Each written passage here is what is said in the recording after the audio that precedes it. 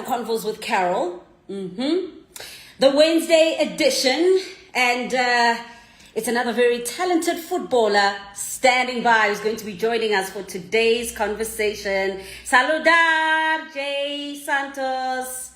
Hold on, let's pin who is going to be part of the conversation today, so that for all those that are going to be joining us a little bit late, they'll know who we are chatting to on today's Convos with Carol. Hope you guys are all well. Hope you're good wherever you are. Remember, you're an important part of Convos with Carol, so feel free to chat to our superstar today. And the individual who is about to is the most kept South African footballer ever. Janine Van Wyk is on Convos with Carol today. Hi, Mutu. Janine, how are you?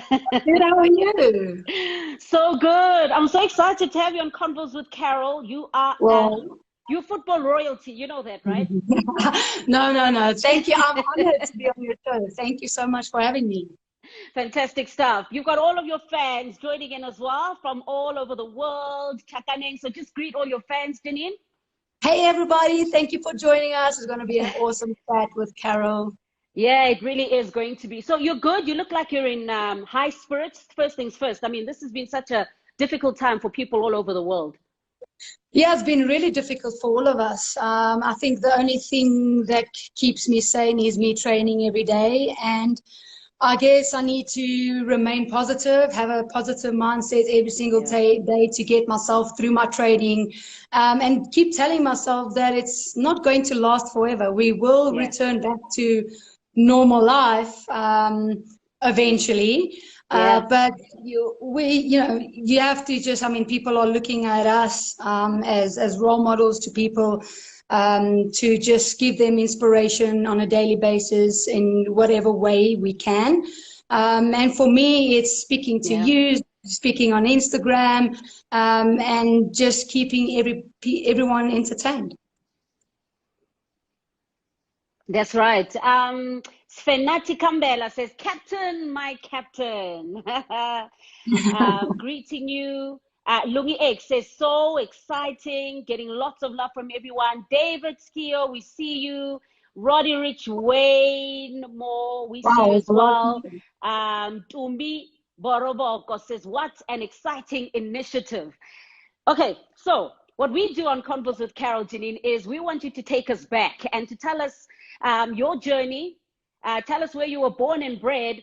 And I mean, a white, female, South African. How do you fall in love with the game of football?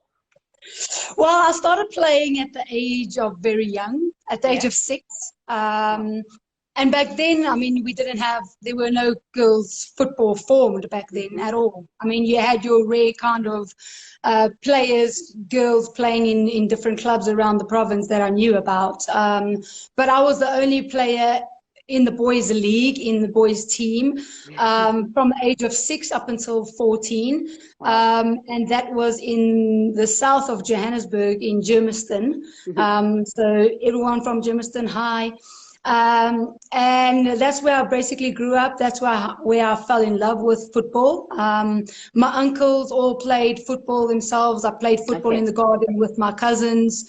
So I grew up like tomboyish and strong. So I think it was easy for me to join a boys team, because I had my cousins that, pushed and shoved me around on a daily basis in the garden. So although it was challenging, I mean, it was always challenging being the only girl in the team, where you had people that didn't like the idea of a girl participating in this particular sport back then. And then when I reached the age of 14, it was another challenge to actually go and find a girls' team to play for, a ladies' team. And the only team that I could join was a team in the black community, because in the white community, in the suburban areas where I grew up speaking Afrikaans. So all my friends were like, you play soccer? like, that's so strange. Yeah. And they expected me to play netball. They expected me to play hockey, Hockey. Yeah. run athletics, but my Yeah. passion and love was football. And if it meant for me going into the township in the rural areas to play football, that's what I did. And that's what I love to do. And yes, it was challenging. I had to deal with different language barriers. The culture was very different to mine. And being the only white person in the township, and the Yeah. township was Kwatema in the east of Johannesburg in Springs. And Joseph Makonza, I know a lot of people know Joseph Makonza. He was my first Yeah. coach. So it was Wow. challenging for me, but when I go there today, you know, I'm well respected. It feels like my second Yeah. home. And I just Yeah. absolutely love to go and play Springs Home Sweepers, my old club, because that is basically where my football started. Really started to take off. Home sweepers in Guatemala. Wow. Look at this. Everyone's saying, hi, ladies, my captain. Zander Satani, says Ruben. Hi, everyone. Wow, this is interesting. And when you started playing football as well, were you always, what role did you play? When did you realize, were you always a defender? I started playing defender from when I started with the boys, only because, you know, back then, old school football, when you used to take a goal kick, and back then they used to call it a place kick. And Yeah. the goalkeeper, for some reason, can never kick a ball. They could always just save with their hands. So for me, obviously I practiced every day, and I could always kick the ball far. We never, you know, built up from the back. We always, you know, told the defenders, Yeah. kick it as far as you can. And for me, that is what was my role. I was strong. I was fearless. I was brave to go into tackles. I didn't care about anyone that was in front of me. I think you see a little bit of glimpses of that today in my game. And that has always been a defender, always been number 5. And yeah, that's how I basically grew up playing as a defender. Did you get the support from your family when you were going into Guatemala, when you're going into Springs? Did they always support those moves? Carol, if it wasn't for them that supported me, I wouldn't be where I am today. I'm Yeah. truly grateful for my family, and um, a lot of players or even girls that grew up wanting to play football. A lot of parents would turn it away or Yeah. tell them to rather do something different.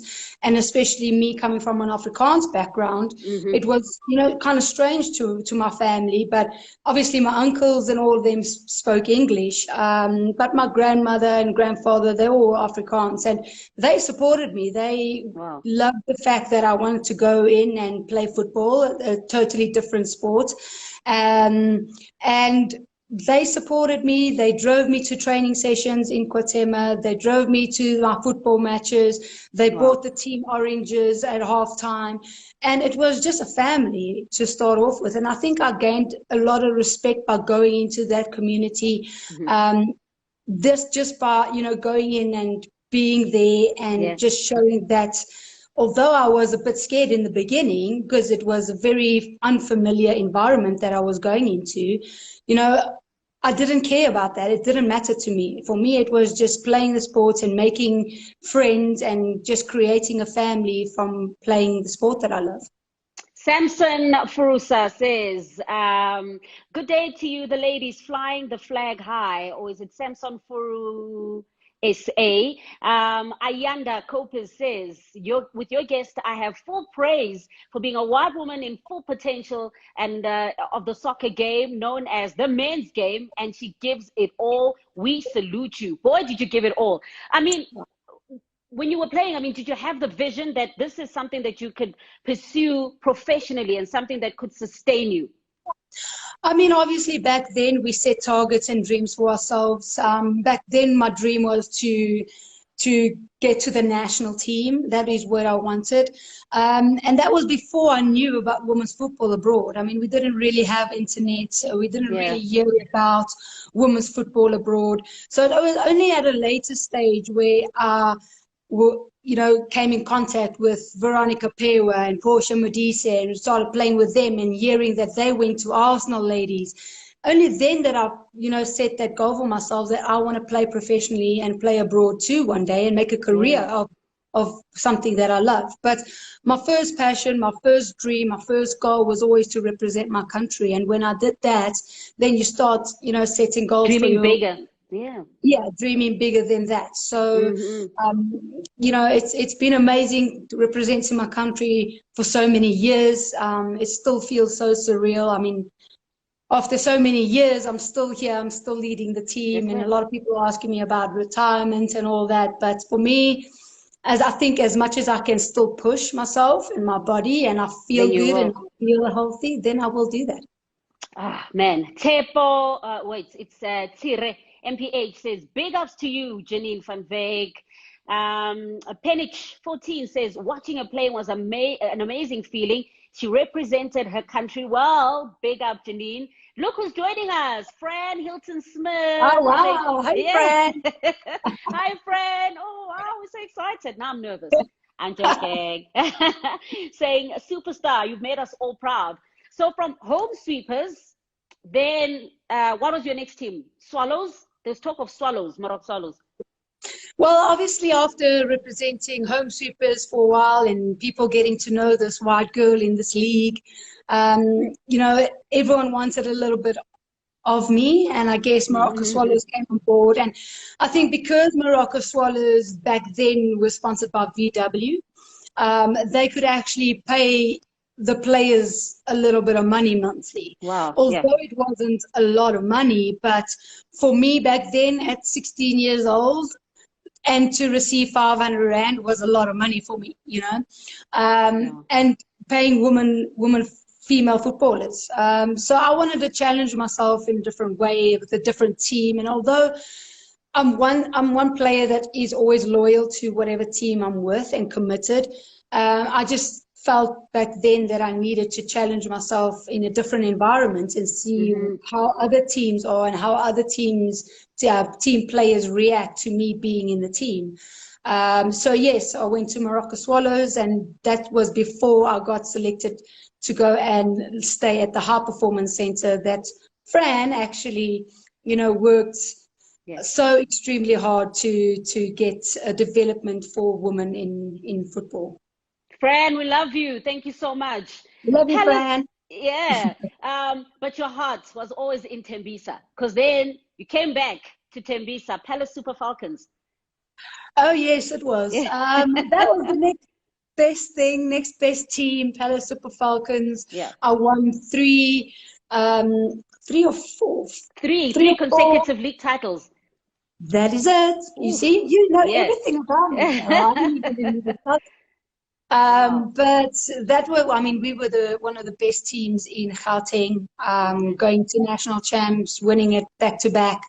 Was an extraordinary experience. I got to meet a lot of quality players. Mamelo Makabani, today my JVW teammate, is with me. She traveled all the way with me everywhere I go. But it was a fantastic team and a fantastic experience. Unbelievable. Now, like you say, it was a really, really great team. But what was the competition like? Other teams, was it very competitive? You get, and just like today, you get your couple of teams that are highly competitive because you have all strong players in those 3 or 4 teams. And then, other teams that come along and starting to develop their team or bringing in players from other provinces to strengthen their team. So it's just like it is today. You have your Mamelodi Sundowns, you have your TUTs, you have your UWC, and those players, because they play, you have the strong players playing for those teams. That was how it was back then as well. When I was with Springs Home Sweepers, it was always Soweto ladies, which we faced Tshabalala Baloyi and Portia Modise. So those were the strong teams that we faced. When we played Super Falcons, it was always Luso Africa that I also joined later on. And Sundowns was another one, Tuks another one. So you have your teams that will always be strong because you have your strong players joining those teams.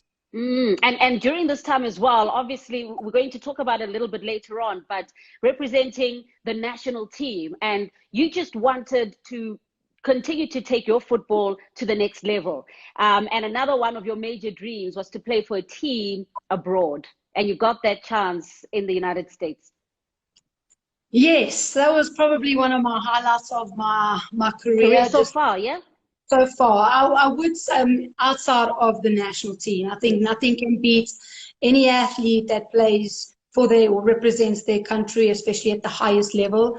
But besides the national team, definitely playing abroad, and one of the most toughest leagues in the world for women to play in the US. It was extremely difficult. It was extremely challenging, but I enjoyed it so much. I learned a lot. And I can say I played with alongside one of the best players in the world, Carly Lloyd, but also against the best players in the world, like your Megan Rapinos, like your Ashlyn Harris, like your Alex Morgan, like your Marta. I mean, the list goes on. So it was a fantastic experience for me, and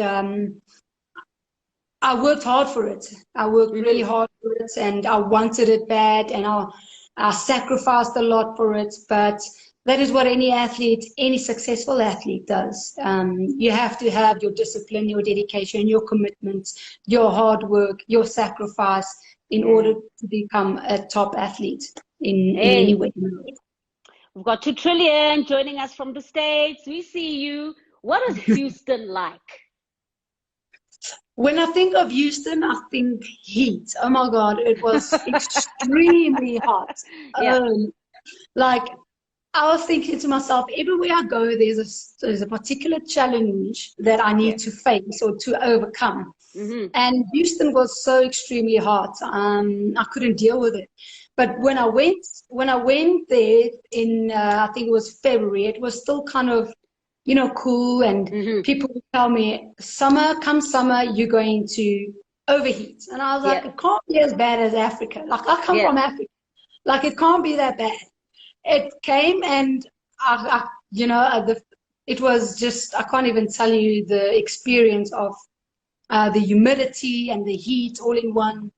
Some of our players that played there for a while in the league actually got heat stroke and passed out on the field. And we had about a 45 to 50-minute break just so the temperature could come down. So it is extremely hot. But besides that, it's a beautiful city. People are so diverse. I mean, they come from Mexico. They come from all over the world into Houston. And I actually made very good friends there. My teammates that I still speak to every now and then that I made at Houston. So it was fantastic. And just then taking care of women's football and actually, recognizing the sports, and you walk in the streets and people recognize you and want to take pictures with you and respect you. It was one of the most amazing experiences in football for me. What's the US doing right when it comes to women's football? Because it's so popular, and it comes very close, in fact, to eclipsing the men's game. I think the national women's team is more popular than the men's football team in the States. But what are they getting right? Because like you said, the National Women's Soccer League is so competitive and so professional there.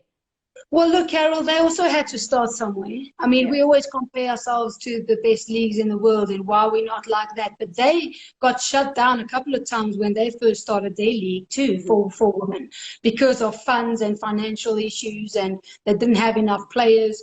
But looking at them now, I think they have such a big voice because the national team has done so well. I mean, they've been champions for how long? And there's one documentary that you need to watch. I think there's one actually coming out on Netflix as well about the team in 1999 that won the World Cup, and the Mia Hamms and the Judy Fowdies and all of them that actually made women's football to be what it is in the States. They stood for their rights. They made sure that whatever challenges came their way, they stuck together, they fought together, and they made it known to the world that they work just as hard as the men do.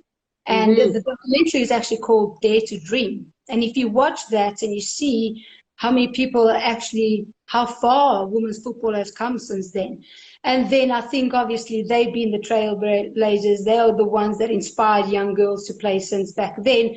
You hear Carly Lloyd talking about Mia Hamm and all of them and being inspiration. So they all, you know, followed with that trail.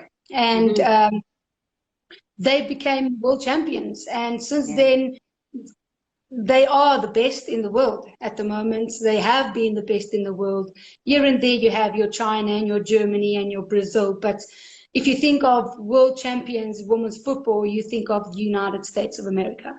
Agreed, So everyone wanted to be part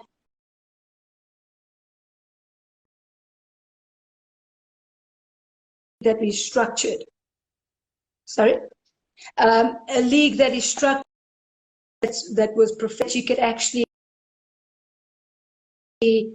make a career out of playing in playing football. So I think that is how it started and how it's obviously has come a long way. And it was the only league for, you know, professionals. So oh, that's me. I'm getting Fran Hilton says, Fran says, I was there in 99 in the USA. Penny Chalker says she's one decorated and dedicated Banyana captain, loving every moment of this. Jonas Avela, hello, beautiful souls. Hi, Jonas. Kabelo Nyalung says, hey, Ngwanesu Ukokai, where are you? You're in SA, right, at the moment? Sorry? Are you in SA? Are you in South Africa at the moment? Yes, I am, and I'm so happy that I am. Okay. Look at Tembi Khatlane who's joining us. Oh, Tembi. Hi, Tembi. Yeah. So your move, right? Your move to the United States. All of a sudden, after you almost set a precedent, more and more South African female footballers started believing that they can do the same, and you got more individuals that started to make moves to teams abroad. We had some joining you at the Dash. Yes, we had Tembi and Linda. It was amazing. Second year in Houston with them. They drove me absolutely crazy. But that's a story for another day. But I wouldn't say, Carol, that it was because of me going abroad and starting it for people to go. I think for us as a Banyana, as a South African national team that qualified for the Women's World Cup for the first time, and we had done so well, even though we don't have a professional league in our country, that opened doors to the world out there to see and recognize the talent that we have in our country in terms of female football players. And that is because we have over 8 or 9 current players playing abroad. Because, I mean, before the World Cup, no one knew what kind of talent we have in our country. And I always said we have to just qualify for that one major tournament, such as the World Cup, for the world to see our talent and recognize the abilities that we have as female footballers. And it took just that. And even though we didn't produce good results, we still opened doors for so many young girls in our country to see, and for the world to see what kind of football we produce in South Africa. Nick Matthew is joining us from Botswana, loving this, and so is E.T. Lepulelo. So we've got fans from Botswana. Mariah says hello from Canada. Oh, hey. Preshinomsa says, oh, thank you so much for hosting, Janine. We love you, Janine. And actually, Mariah from Canada says, quite right. I was blown away watching you and your team at the World Cup. You set records everywhere you go. From Houston, you became the first female footballer to play in Denmark. Tell us about that experience at Fortuna. That I need to correct you, because Portia Modise was the first to represent our country. So she played for the same club. So Portia and I joined Denmark. I was actually there in 2007. I picked up a knee injury, funny enough, I picked up a knee injury when I was there as well, recently. Yeah. But Portia Modise was there first, and she played there for 4 years, actually. Wow. Okay. Yeah. So when I went there, everyone was asking me about Portia and how she's doing, and she was such a great athlete. And so, it was an amazing experience going there, although I didn't play. I haven't played in that league, but I went there a couple of times. I went there with my JVW team for the Dana Cup, which is a World Youth Tournament, and was absolutely fantastic. In fact, they say you're an ambassador, right? They were very excited Yes, about. I am. Yes, I am. Okay. And that was just me taking my young team over there to play in a tournament like that. And obviously they heard of me coming over with my team, and we were in chats. And that is when they asked me if I could come over and play a season with them and help the youngsters coming through, because they also have a very good development structure going. And that's how we obviously got in talk with me going over to play and obviously being the Dana Cup ambassador. Who's this? TX or Thunder Point 11 says, please, what advice can you give to young aspiring footballers looking to go pro? I would just say you need to set, for me, what's worked for me when I was young is setting small targets and goals for yourself and working really hard to achieve it. I mean, there's so many young girls set like big dreams for them to achieve, and then when they don't achieve it in the next 5 years, then they get despondent about it. Yeah.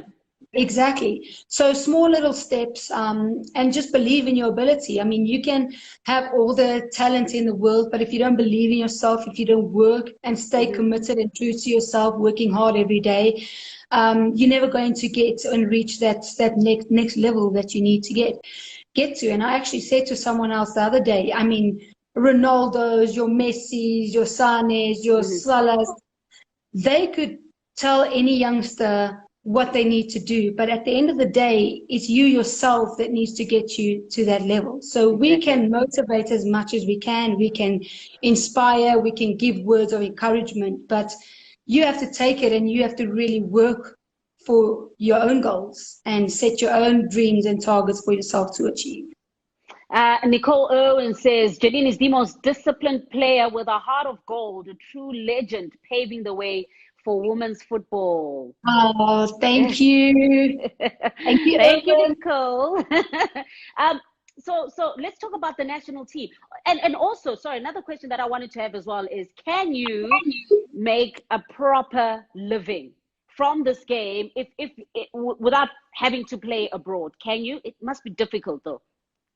Currently in South Africa, to be honest with you, Carol, no, you can't. Right now, we don't have huge sponsors. We don't have huge investors for the clubs, for female football clubs and teams. So it is difficult to make a career out of the game that we love. But it has grown. A lot of people, women's football has grown over a period of time. But to answer your question directly of us making a living from the sport is absolutely no. Even with the national team, the money that we get there, we are not contracted yet, and hopefully things will change over the years, because if you look at the US national team, all those players are contracted to the US soccer. And the clubs that they play for, they don't pay. So the clubs don't pay the national team players that are contracted to the US soccer. So maybe that is a way we can go about it. But in all honesty, it is very difficult if we don't have the sponsors or investors coming in to invest in women's football in our country. So you find local players having to double up. So you play football, it almost becomes like your hobby. A hobby. It becomes a hobby. That's sad. Yeah, there's a lot of players I know that are currently working. They have to work to sustain themselves, their families. They are the breadwinners at home, so they have to juggle between playing football, something that they love to do, but as well as work on a daily basis. And I think that is why women's football cannot get to that next level, because we can only train 2 or 3 times a week, maximum 3 times a week, because the rest of the players need to work. Or you're going to have to train in the evenings. And a lot of players feel tired after work, a hard day's work. They still have to go home and take care of their families. So it is extremely challenging in the case that we are in. But that is what makes women's football so special, because people don't know what goes on behind the scenes of women's football. People don't know that you have, like Nicole Irwin that just mentioned me, she's a mom. She's a mother of 1 kid. She has a daily job and she still has to, keep herself fit and strong and come and train with JVW to play in the biggest league in our country. So it becomes tough, but it's always the passion and the drive and the love of the game that keeps you going. Unity 24 says we have to triple up: work, play, and coach. Correct. Yeah. And that's also something that you're doing as well. Is that why you felt the need, of course, to establish JWV football, so that you can also play? Yeah, yeah. You nearly got that wrong. No. Hey, is that why? Carol, back then, I mean, I was young. I was only 25, 26 years old. I still had a lot of dreams back then. I wasn't playing abroad. I haven't experienced my career playing abroad just yet. So I had dreams and things that I had already set out for myself. But the reason that I started JVW was because there was purely nothing for girls to go.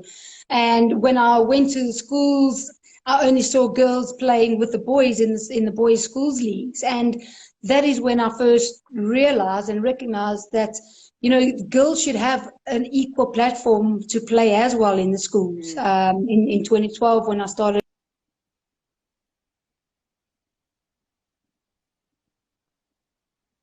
Okay, we got you. Yeah. Yeah. In 2012, yeah. Yeah, just established a girls' schools league in my province that I'm from, Gauteng. And after that, I recognized the talents within these girls, but they had nowhere to go after that. When they matriculated, there were really hardly any female clubs for them to join, besides your top clubs in the SASA League. So there was no development or platform for them to start growing in the sport. And that is when I established the JVW Girls Football Club in 2013 for these talented young girls. And Amanda Mtandi, that is currently part of Banyana, were one of those girls from the JVW Schools League that came through. Although she didn't play for the football club, well, she did for the first year, but then obviously went to varsity and played for UJ. But she was recognized and identified through the JVW Schools League. And that is where it all started, not because I didn't have money or I thought, okay, long-term, what am I going to do? Because long-term for me back then was playing abroad and making a laugh and a living from playing professional football somewhere in Europe or somewhere in the States, not here. But that became my baby. The JVW became something that I looked after, and I saw so many young girls coming through the system and enjoying football and showing their passion, and it's pure love for the game. And I couldn't turn away anymore. I couldn't just say, well, there's something for you, find something else, because now I'm going to play overseas.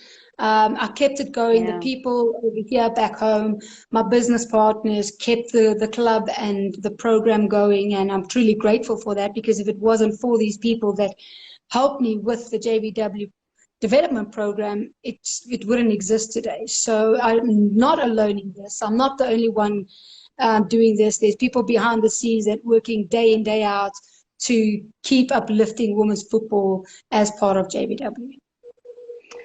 10 Women FC. So here we've got the Sasol League in South Africa. It says, which African country do you think has the best African league for women's football?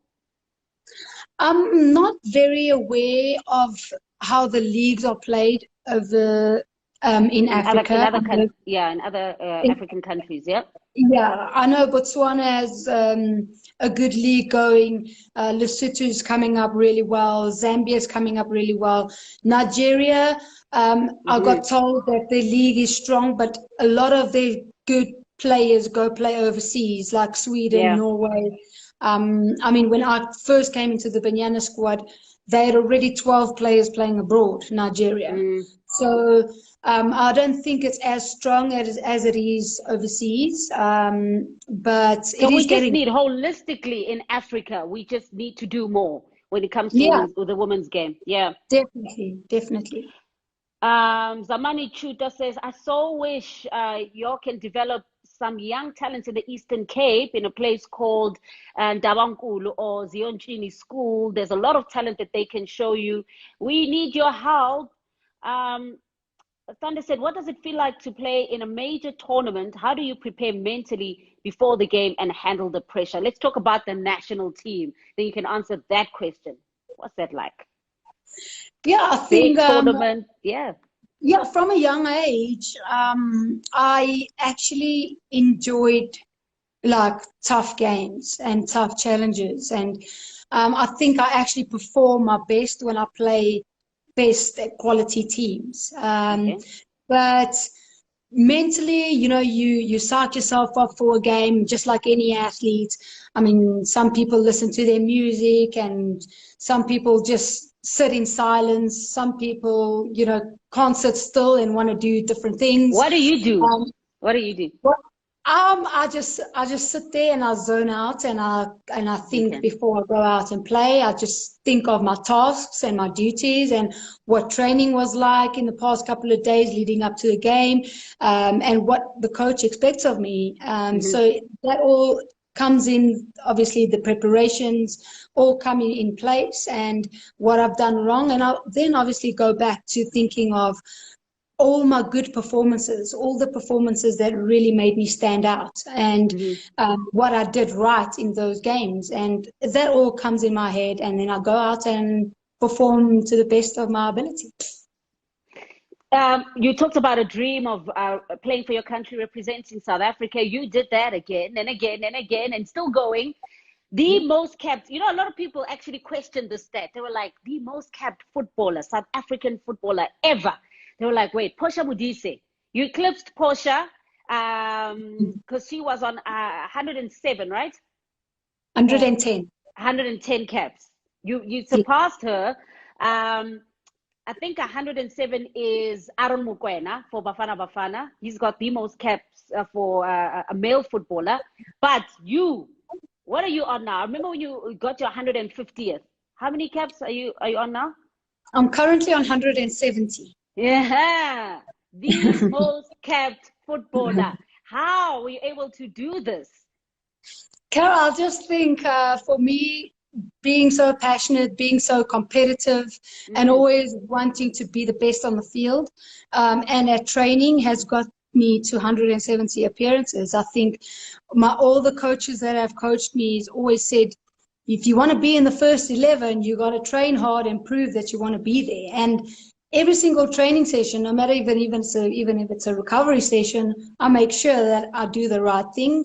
I always give my best. And when I come to my performance on the field, I make sure that, people can see that I've given my everything when I walk off the field. And I think that kind of attitude that I've had from a young age has gotten me to where I am today and over 150 caps. But hey, I'm not the only South African. We need to really acknowledge all the players, Banyana players that have surpassed 100 national caps for our country that not many people know about. Amanda Dlamini, Noko Mutlau, Mpumi Nyandeni, Rafiel Wejani, Leandra Smira. So many players, over 100 caps. I mean, I don't want to be biased, but not even Bafana players get to that point. And it just shows you how much we love the game and how much we love our country. And we will really do anything to, uplift women's football in our country. Yeah, a lot of them saying, wow. Kuma says, you ladies are doing really well. Uh, People like, okay, Carol and Janine, providing hope that one can indeed make it in life and opportunities are fulfilled. Tembi saying it's so inspirational. Also looking at the fact that we don't play as often as we should during FIFA breaks, right? Absolutely. Tembi Yeah. is correct in that. And we always fight that. We always say you you have the United States every single week they're playing a different country. Mm, And yes, I understand that you have the United States, they have sponsors, they have investors, they can travel all over the world, they're the world champions. You have Europe that you can drive 2 hours and play France and Germany against each other. But if you see a national team doing so well, like the South African women's national team, we have done mhm. so well. We've qualified for 2 Olympic Games. We've qualified for the World Cup without proper leagues in our country. At least take care of our women national football team and get them to that next level by playing constant quality friendlies against quality teams. And that's the only way we can grow as players and as a team and get Yes. our FIFA ranking, up and closer to the best. And we don't do that. I mean, we only ever play really good friendlies when we are preparing for big major tournaments, and it can't Hmm. be that way. So we have to come together more often. We need to expose our youth players to international friendly games. So when it comes that you need to select your team for a tough game, players.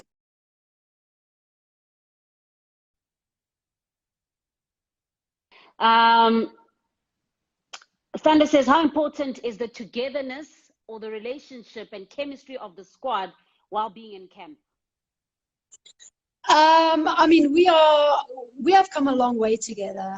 Yes, players come in and out, but the core group of players, we've basically become a family. We know each other's when we when someone is moody, when you're not going to greet that person in the morning, or when you can really fool around with a person.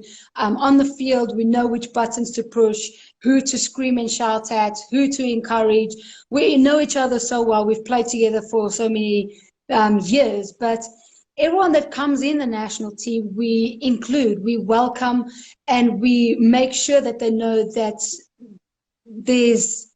we work, and we work to achieve something and to achieve success. And within the week or whatever we are here to do, off the field we can have fun time, we can play games, we can joke around with each other. But when it comes to on the field, everyone knows their duty and everyone knows that they need to work hard. And I think that is what made this team so successful. And I mean, Tembi is here.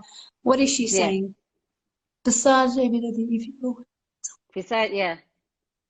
What is it that you would bring to the table to help change the face of women's football in the country?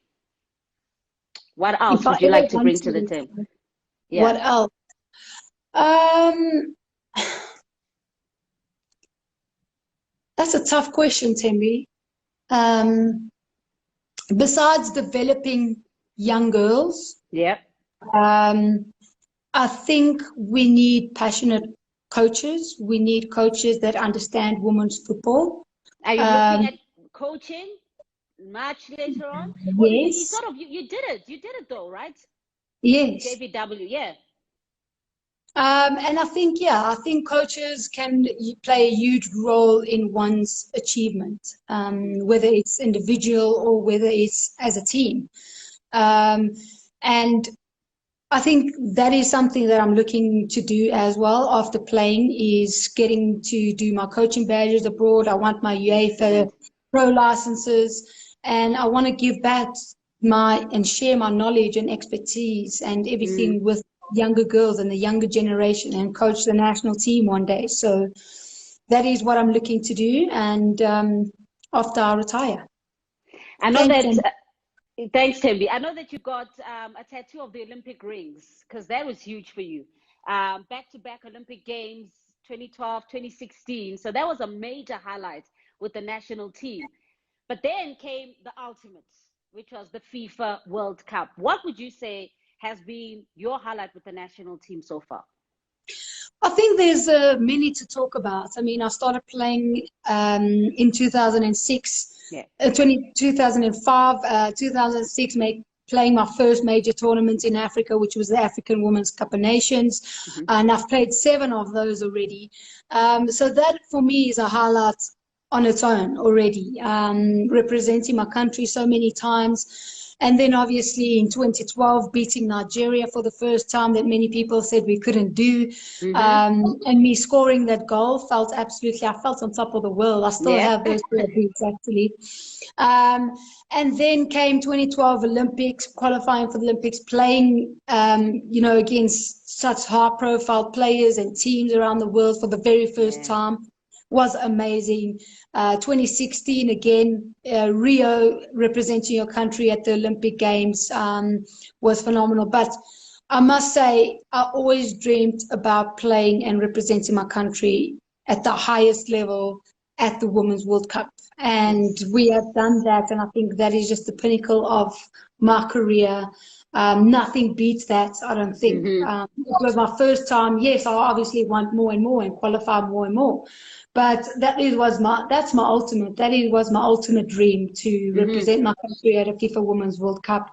And we got to do it. We made history for the first time. And it was just, it's one outstanding moment that will always be my favorite and most outstanding, and never ever will be forgotten. You still have more aims and achievements that you want to accomplish with the national team as well. I'm going to ask you to tell us about that. But before that, what's your update injury-wise? What's the latest? Injury-wise, I'm injury-free again. Thank goodness. I'm healthy. I'm fit. I'm working really hard on a daily basis.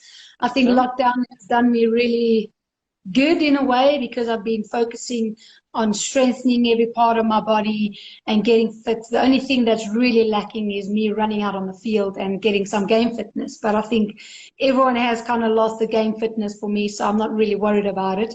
But injury-wise, I am injury-free and healthy.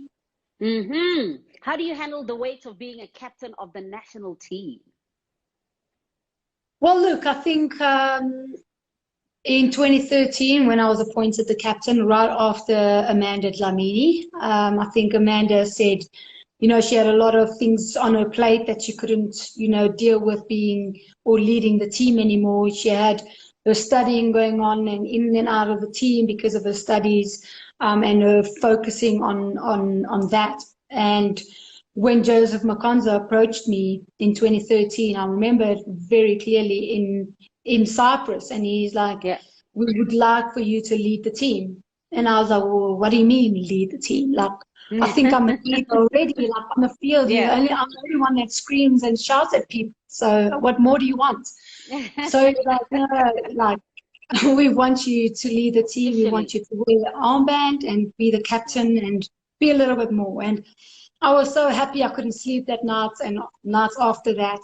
And I thought to myself, I'm going to be the best captain that I can be. And that is supporting my teammates, being a leader, leading by example, and just be that approachable person that any of my teammates could come and approach me with any problems that they have, and I could try and solve it for them.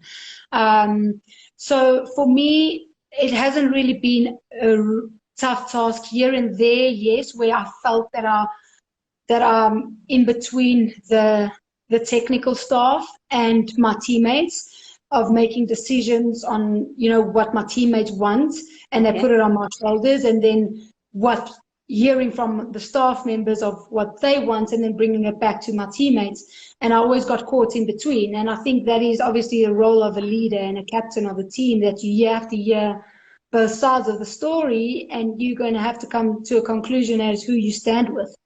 So that has been really difficult for me on my side. But other than that, I think I've had some really good teammates that are leaders within themselves, that helped me with the team, that helped me carry the team, and made it easier for me to make decisions, that stood by me. So like Rafiel Wejane, my vice captain, she's been great in supporting me as well. You have Noko McLeod that's been there for years as well. That is another true leader. Very silent, but when Noko speaks, everyone keeps quiet. Yeah. So she's that type of player. So I've had the privilege to have good leaders within me being a leader in the squad. Kolosa Piana says, Kiki, you are the best. Thanks, Kalosa. What are your nicknames? Because we've heard Booth, one of those, yeah? Tandeka, Booth, Tandeka, Whitey. I have a lot of, Tembi and Leander call me Whitey. Tembi, yeah? And JJ. Okay. Yeah, so, and the ones that don't know me just yet will just say Janine. Janine. Tembi says, but you never solve my problems. Tembi has 100 million problems to solve, so I have to take it. That's what Colosa's saying. She says you have too many problems, when.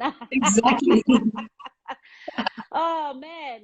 So what else would you like to accomplish when it comes to on the field? For me, I think winning a gold African Women Championship medal. That's something that I don't have in my trophy cabinet just yet. I have silver medals, I have bronze medals, but I don't have that gold medal. And that is one of the things that I've set my mind to. Obviously, we have to do it as a team, but all my teammates in Banyana squad want this so badly. And if you look at the last AWC, when we just lost out in the final against Nigeria, it was so close. So close. But we are capable of doing it. We are a good team with quality players.